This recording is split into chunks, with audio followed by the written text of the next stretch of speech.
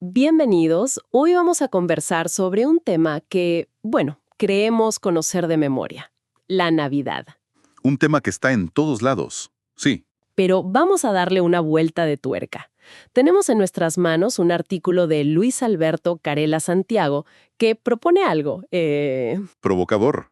Dice que la Navidad, en su esencia, no es una historia tierna de un pesebre, sino un evento disruptivo, casi un escándalo teológico. Esa frase escándalo teológico es muy fuerte. Totalmente. El artículo se titula Navidad y el llamado al arrepentimiento. La luz que despierta. Así que nuestra misión hoy es, pues, desmenuzar esa idea. Vamos a ver qué hay detrás. ¿Qué significa que el nacimiento de Jesús no fue un momento de paz y amor universal, sino un evento que llegó para sacudir, para exponer la condición humana y exigir una respuesta? Suena intenso, ¿no? Suena a todo menos a villancico. Exacto. A ver, el punto de partida del artículo es que el nacimiento de Jesús es como una luz que se enciende en una habitación oscura. Ajá. Pero aclara de inmediato que no es una lucecita decorativa de esas que parpadean en el árbol. Es más bien un reflector potente, de esos que, bueno, que no puedes ignorar y que revela hasta el último rincón. Es una analogía muy potente, ¿sí? Y el autor la fundamenta con varias escenas bíblicas que a menudo leemos de forma muy, superficial. Como la de Herodes, me imagino. Justamente, por ejemplo, la reacción del rey Herodes en el Evangelio de Mateo.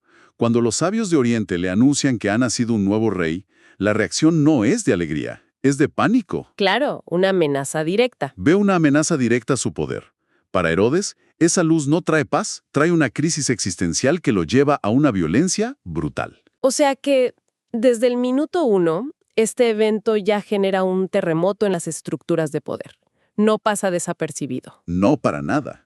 Y de hecho, el autor argumenta que si un evento así pasara desapercibido, entonces no tendría el poder transformador que se le atribuye. Entiendo. Su capacidad para generar conflicto es, irónicamente, una prueba de su importancia. Luego, el artículo nos lleva al Evangelio de Juan, que dice que la luz brilla en la oscuridad, y la oscuridad no la derrotó. La palabra clave ahí es derrotó, ¿no? Implica una lucha. Exacto. Implica una contienda. La luz no llega a un espacio neutral, digamos, llega a uno ocupado por la oscuridad y su presencia es en sí misma una confrontación. Y el artículo también menciona la profecía de un anciano llamado Simeón, que creo que resume todo de una forma muy directa. Ah, sí. Esa es quizás la frase más explícita de todas.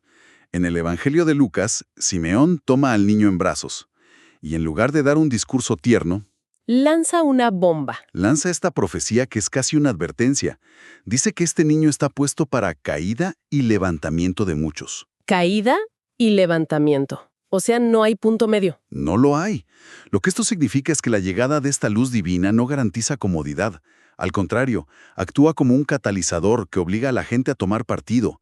O te alineas con esa luz y te levantas, o te resistes y caes. O sea que, si lo entiendo bien, el artículo nos está diciendo que la postal navideña que tenemos en la cabeza es básicamente una versión light. Muy light. La versión original, la hardcore, era un evento tan disruptivo que dividía a la sociedad en dos. Eso cambia por completo la idea de paz y amor para todos. Cambia el enfoque por completo. La paz que se anuncia no es una paz pasiva, como la ausencia de conflicto. Es una paz que se logra a través de una transformación profunda, un arrepentimiento, que es la palabra central del artículo. Ajá. Es un evento que te mira a los ojos y te pregunta, ¿y tú, de qué lado estás? Eso me lleva a otro punto que me llamó mucho la atención. Siempre había visto la historia de Herodes y la de los pastores como dos anécdotas separadas, casi como capítulos distintos. Ujú. Pero el artículo las presenta como un choque de arquetipos, como las dos únicas formas posibles de reaccionar. Nunca lo había pensado así. Es que, puestos uno al lado del otro, son un espejo. Herodes representa el poder, a la autosuficiencia, al que tiene algo que perder. Claro, su reacción es defensiva. Esta luz amenaza mi trono, mi control, mi forma de vida, así que tengo que apagarla. Es el miedo a ser expuesto. Es la reacción de quien quiere que todo siga igual, ¿no? Que la oscuridad no sea perturbada porque ya aprendió a moverse en ella. Justamente. Y en el extremo opuesto están los pastores. En la sociedad de esa época eran los marginados, los que no contaban. Los últimos de la fila. Exacto. No tenían poder, ni estatus, ni un reino que proteger. Y por eso mismo son los que tienen el corazón abierto. Cuando reciben el anuncio, su reacción es de asombro y humildad. Corren a ver, no a destruir. Me parece una idea muy potente.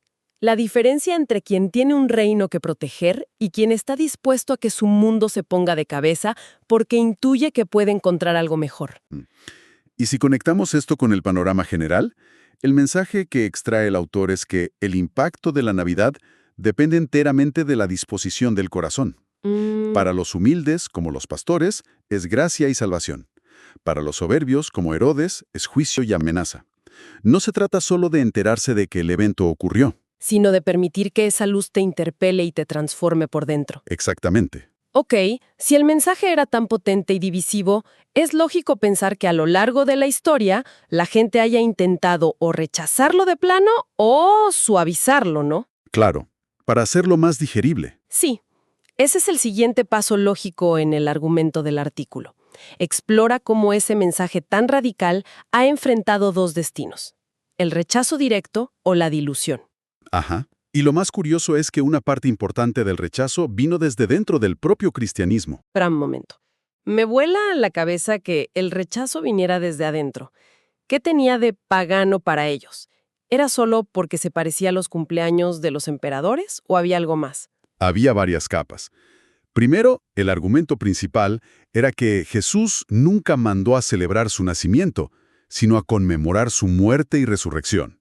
Ah, claro, el foco estaba en la Pascua. El foco estaba en la cruz.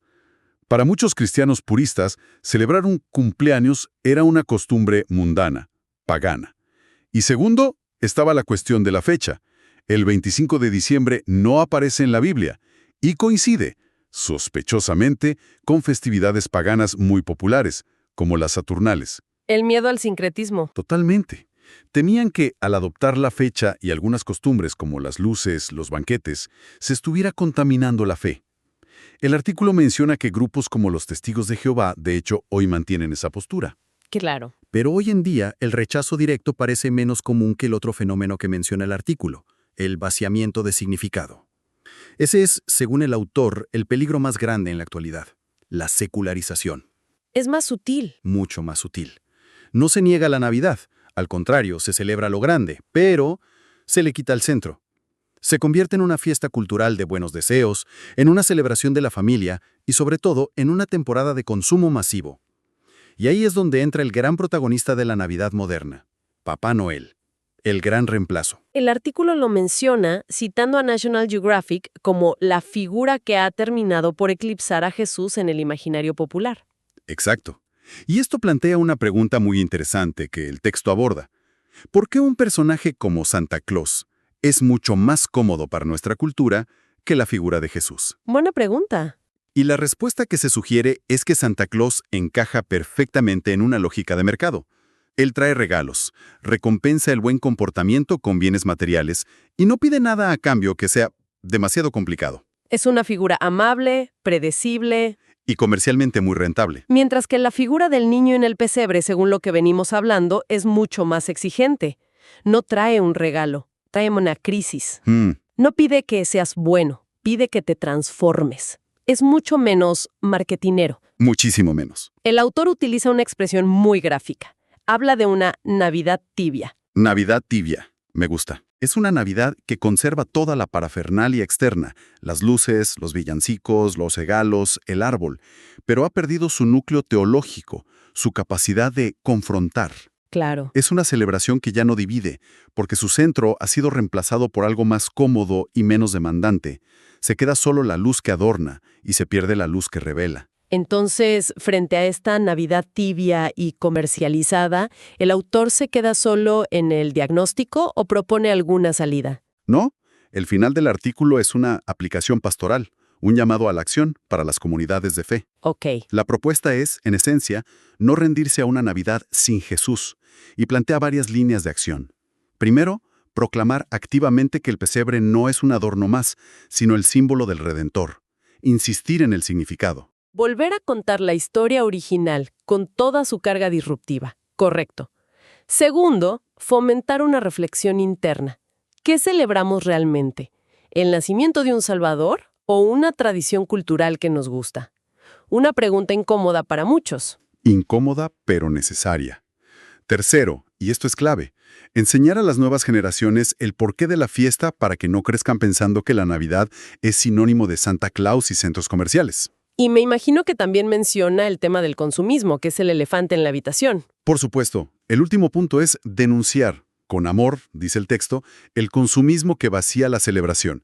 Y es interesante el matiz. Con amor, sí. La crítica no es al regalo en sí, sino a la mentalidad de que la felicidad de la fiesta depende de la cantidad o el valor de lo que se compra. Claro. Se trata de recordar que la luz de Cristo, según la fuente, exige conversión, un cambio de vida, no solo una maratón de compras.